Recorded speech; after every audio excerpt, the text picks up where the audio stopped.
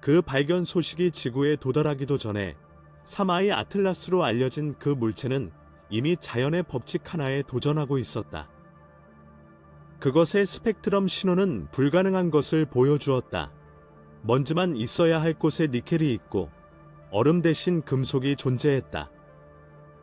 맨해튼만 한 크기의 방문객이 인간의 작업에서 나오는 합금을 쏟아내며 산업이 존재하지 않는 우주 구석에 나타난 것이다.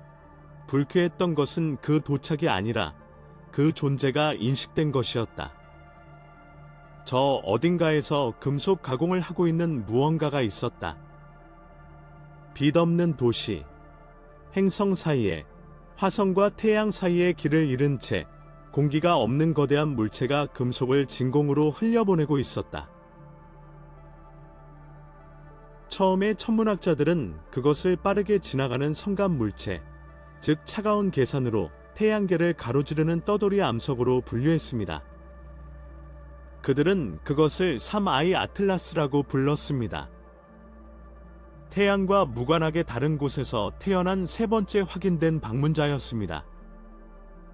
우리는 그것이 우주 시나리오대로 혜성처럼 행동할 것으로 예상했습니다. 얼어붙은 천체가 열에 가까워지면 얼음이 증기로 변하고 내부 압력이 증가하며 물질을 방출하기 시작하며 태양에서 멀어지는 밝은 꼬리를 형성합니다. 이는 인류가 수세기 동안 지켜본 고전적인 광경입니다. 그러나 3I 아틀라스는 그 각본을 따르지 않았습니다. 허블 우주망원경이 7월 말에 그것을 관측했을 때 그 이미지들은 전문가들 사이에 즉각적인 불편함을 불러일으켰습니다. 아름답게 빛나는 꼬리 같은 것은 없었습니다. 대신 집중된 물질 제트가 분출되고 있었지만 예상과 반대 방향을 향하고 있었습니다. 태양으로부터 달려가는 대신 그 흐름은 태양을 향하고 있었습니다. 그 제트는 가볍거나 퍼진 형태가 아니었습니다. 밀도가 높고 지속적이었으며 분석에 따르면 초당 약 150kg의 물질을 방출하고 있었습니다. 이산화탄소, 물, 소량의 시아나물, 니켈. 그러나 철은 없었습니다. 하와이에 있는 캑2 관측소가 새로운 측정을 얻었을 때 결과는 더욱 혼란스러웠습니다. 그 물체는 초당 4g의 니켈을 방출했지만 역시 철의 동반 신호는 없었습니다. 이러한 비율은 자연에서는 존재하지 않습니다. 알려진 모든 해성들, 특히 이전의 2개의 성간 공간에서 온 해성들에서도 철과 니켈은 항상 함께 나타나는데 이는 같은 별의 불에서 태어난 형제처럼 함께 존재합니다. 바로 그때 하버드 천체물리학자 아비 로브가 침묵을 깨고 나섰습니다. 그는 관측된 방출 유형이 테트라카르보닐 니켈과 일치한다고 선언했는데 이 화합물은 지구에서는 금속 정련 과정, 특히 항공우주 표면 처리 과정에서만 나타나는 매우 특수한 화합물입니다. 그것은 가벼운 추측이 아니었다. 어떤 자연 천체에서도 이런 물질은 관찰된 적이 없었다. 이 화합물은 진공 상태나 일반 해성에서 형성되지 않는다. 이는 제어된 환경, 높은 압력, 일산화탄소가 풍부한 기체가 필요한데 여기서 니켈은 탄소와 산소와 결합하여 유용하면서도 독성이 있고 극도로 휘발성인 물질을 만들어낸다. 테트라카보닐 니켈은 금속을 강화하고 보호하는 데 사용되며 이는 가장 극한 조건에서도 견디도록 설계된 공정이다. 관심 천체에 이 물질이 존재한다는 것은 불길한 가능성을 시사한다. 저 너머 세계 사이의 어둠 속에서 누군가 또는 무언가가 금속을 가공하고 있다는 것이다. 3I 아틀라스의 방출물에서 철의 흔적은 전혀 발견되지 않았다. 그 부재는 침묵이라기보다 외침에 가까웠다. 해성 물리학에서 철은 결코 사라지지 않는다. 철과 니켈은 별의 핵에서 함께 태어나 초신성 폭발에 의해 우주로 던져진다. 이들은 함께 응축하고 함께 이동하며 태고의 우주 암석 속에서 떨어질 수 없는 형제처럼 수억 년 동안 머문다. 사마이 아틀라스보다 먼저 도래한 두 개의 성간 방문자에서도 이 두 원소는 결합된 상태로 나타나 가열될 때 비슷한 비율로 방출되었다. 그러나 사마이 아틀라스는 이 수천 년 된 규칙을 깨뜨렸다. 철을 잃고 니켈만을 남기는 것, 그것도 이렇게 깨끗하고 선택적으로 이루어지는 것은 단순한 우연이 아니라 통제를 의미한다. 과정이 있다는 것을 의미한다. 그래서 천체물리학자 아비로브는 많은 사람들이 두려워했던 생각을 말했다. 그는 인공이라는 단어를 직접 사용하지는 않았지만 우리가 보고 있는 것이 인공적으로 만들어진 것일 수도 있음을 암시했다. 감지된 니켈의 행동은 알려진 유일한 대응물과 같다. 항공우주공학에서 사용되는 금속 도금 공정이다. 로브에 따르면 자연적인 것은 그렇게 행동하지 않는다. 다른 과학자들은 보다 신중한 해석을 제시했다. 어쩌면 그들은 말하기를 아직 알려지지 않은 어떤 이국적인 지구화학적 과정이 니켈을 그렇게 분리할 수 있다는 것이다. 과학은 원리상 인공적 설명으로 뛰어들지 않는다. 기술을 언급하기 전에는 자연적인 가능성을 모두 탐구한다. 이것이 규율이다. 하지만 사마이 아틀라스는 그 규율에 도전하고 있다. 왜냐하면 혼란스러운 것은 단순히 화학만이 아니기 때문입니다. 기하학도 그렇습니다. 행동 방식도 마찬가지입니다. 보통의 혜성은 예측 가능한 방식으로 행동합니다. 태양광이 핵을 가열하면 얼음이 승화하고 배출된 가스와 입자는 태양풍에 의해 날아가면서 항상 태양과 반대 방향을 향하는 꼬리를 형성합니다.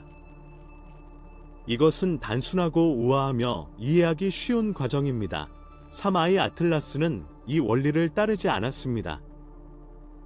태양에서 멀어지는 물질을 배출하는 대신 오히려 태양을 향해 배출했습니다.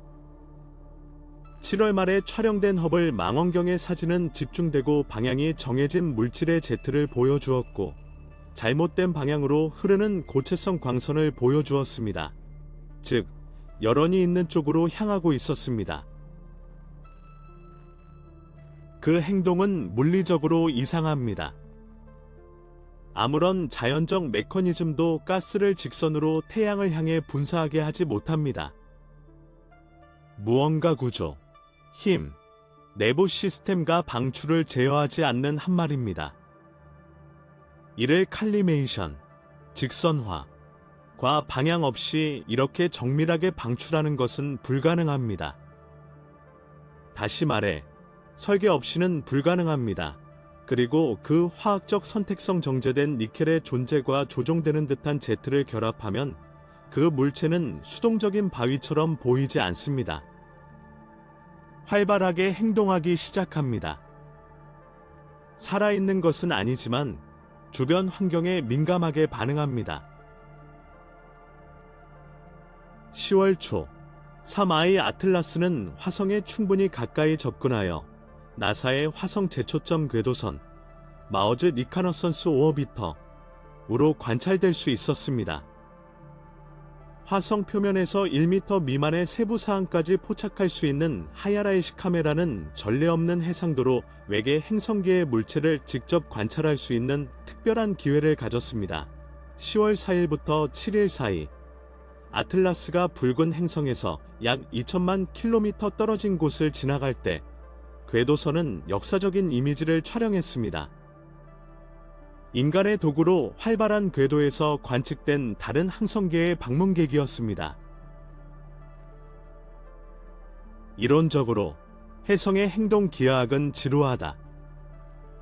태양의 열, 자전, 태양풍이 안정적이고 반복적인 패턴을 결정한다. 천체의 절반은 재가열되어 물질을 방출하고 나머지 절반은 그림자 속에서 얼어있다. 꼬리는 결국 항상 태양과 반대 방향을 향한다. 이것이 모든 혜성이 진공 속에 새기는 메시지다. 여기 태양이 있다.